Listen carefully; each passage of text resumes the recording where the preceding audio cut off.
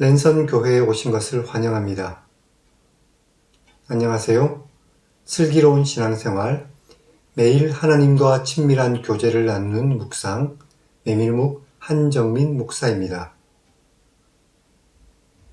세상에서 들려오는 이런저런 소식들을 들어보면 우리의 마음을 유쾌하게 하는 것보다 오히려 우리의 마음을 아프게 하거나 우리를 화나게 하는 소식들이 더 많은 것 같습니다.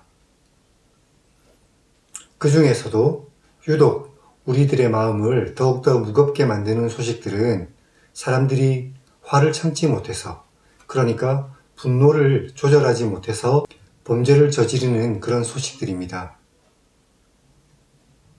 잠깐의 분노를 참지 못해서 다른 사람들에게 상해를 입히거나 심지어 생명을 빼앗는 그런 범죄가 우리 주변에서 너무나도 자주 일어납니다. 그런데 사실 우리가 화를 내면 가장 많은 피해를 입는 사람이 누구겠습니까? 만약 우리가 화를 참지 못하고 화를 낸다면 그 화풀이의 대상이 주로 누가 되겠습니까? 우리가 화를 낼 때 누구에게 가장 화를 많이 내는지 한번 생각해 보시기 바랍니다. 아마도 우리 주변에 있는 사람, 나의 가족, 나의 동료, 나의 친구, 나의 부모님들, 아마도 내가 가장 사랑하는 사람들에게 우리는 화를 내고 있을 것입니다. 우리의 분노가 우리가 가장 사랑하는 사람들을 찌르는 칼이 되고 있는 것이죠. 하나님을 배신하고 하나님을 떠난 우리에게 분노하지 않으시고 끝까지 용서하시고 사랑하신 하나님의 그 마음을 기억하시기 바랍니다. 하나님께서 우리에게 분노하지 않으셨다면 우리 역시 다른 사람에게 화를 내지 않고 이해하고 용서하고 배려하는 그런 마음을 가져야 하지 않겠습니까? 여기 메밀묵과 함께 하나님의 말씀을 읽으면서 우리가 오히려 더 다른 사람들을 사랑하는 그런 삶을 살게 되기를 주님의 이름으로 간절히 축복합니다. 지난 시간에 우리는 창세기 14장을 읽었습니다. 바벨론 지역의 네 왕과 사해 지역의 5왕이 서로 전쟁을 벌이던 일과 그리고 포로로 끌려가던 롯을 구한 아브라함의 기사를 우리는 읽었습니다. 또 아브라함이 승전하고 돌아올 때 그에게 떡과 포도주를 가져오고 하나님을 찬양했던 살렘 왕 멜기세덱에 관한 이야기도 우리는 기억합니다. 오늘은 창세기 15장을 읽겠습니다. 하나님께서 자식이 없는 아브라함에게 그의 후손이 하늘의 별과 같이 많아질 것이다 라고 약속하십니다. 그리고 그 증거로 흔히 말하는 횃불 언약을 맺습니다. 아브라함의 자손이 이방에서 객이 되어서, 그러니까 다른 민족의 노예가 되어서 고생하겠지만 400년 후에 다시 큰 민족을 이루어 이 땅으로 돌아오게 된다는 그런 약속을 하신 것입니다. 이제 성경을 읽겠습니다.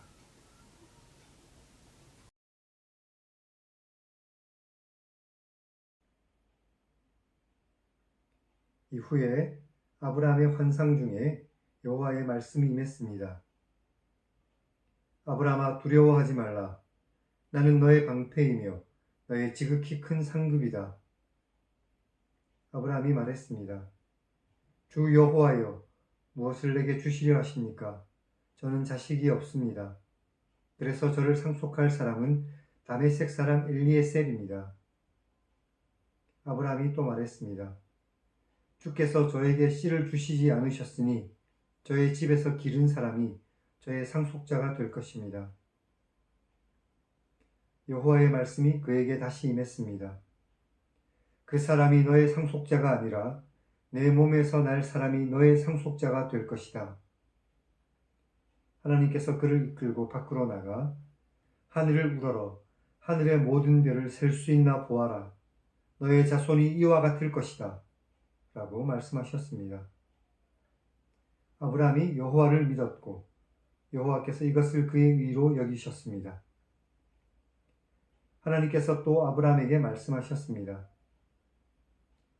나는 이 땅을 너에게 주어 너의 소유로 삼게 하려고 너를 갈대아인의 우르에서 이끌어낸 여호와이니라.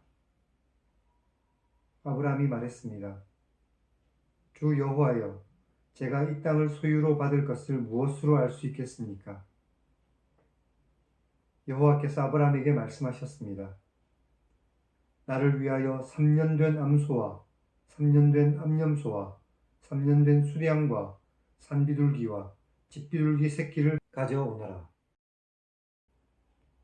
아브라함이 하나님께서 말씀하신 그 모든 것을 가져와서 그 가운데를 쪼개고 그 쪼갠 것을 마주 대하여 놓았고 새는 쪼개지 않았습니다.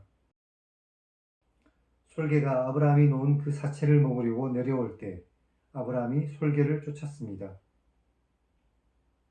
해질 때에 아브라함이 깊은 잠에 빠졌을 때 어두움이 깊어 아브라함이 매우 두려워하였습니다. 여호와께서 아브라함에게 말씀하셨습니다. 너는 반드시 알라. 너의 자손이 다른 나라에서 객이 되어 그들을 섬길 것이고 그들은 400년 동안 너의 자손을 괴롭힐 것이다. 하지만 그들이 섬기는 나라를 내가 징벌할 것이며 그 후에 너의 자손은 큰 재물을 이끌고 그 나라에서 나오게 될 것이다. 너는 오래 살다가 평안히 너의 조상에게로 돌아가 장사될 것이고 너의 자손은 4대 만에 다시 이 땅으로 돌아오게 될 것인데 그 이유는 아직 아모리 족속의 죄악이 가득 차지 않았기 때문이다. 해가 져서 어두울 때에 연기가 나는 화로가 보였고 타는 횃불이 쪼갠 고기 사이로 지나갔습니다. 그날에 여호와께서 아브람과 더불어 언약을 맺고 말씀하셨습니다. 내가 애굽 강에서부터 그 큰 강 유브라데까지의 땅을 내 자손에게 줄 것이다. 곧 겐 족속과 그니스 족속과 간몬 족속과 헷 족속과 브리스 족속과 르바 족속과 아모리 족속과 가나안 족속과 기르가스 족속과 여부스 족속의 땅이니라.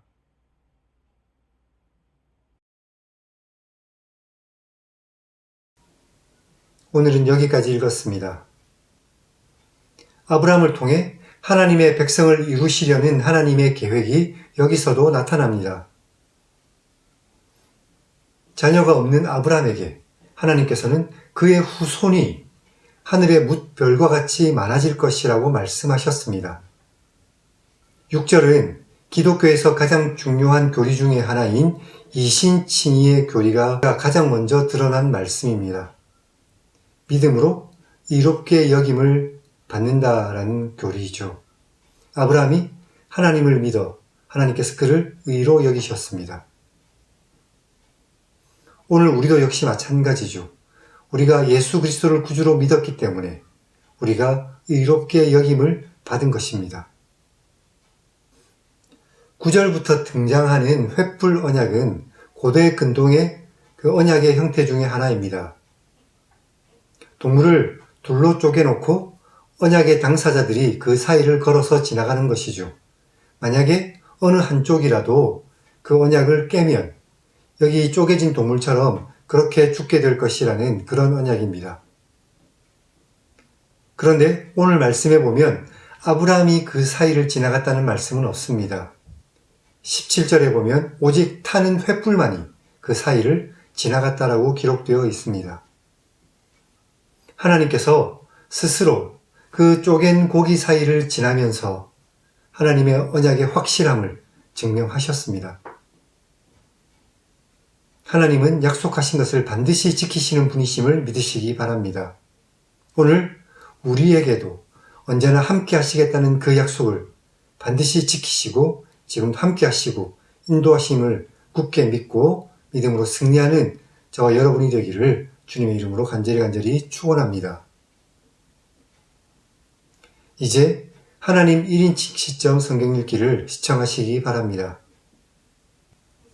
아브라함을 통해 하나님의 백성을 이루시려는 하나님의 마음을 읽으시고 그리고 말씀하신 것은 반드시 지키시는 하나님을 만나 그 하나님의 언약을 굳게 믿고 믿음으로 이 땅 가운데서 승리하시기를 다시 한 번 더 주님의 이름으로 축원합니다.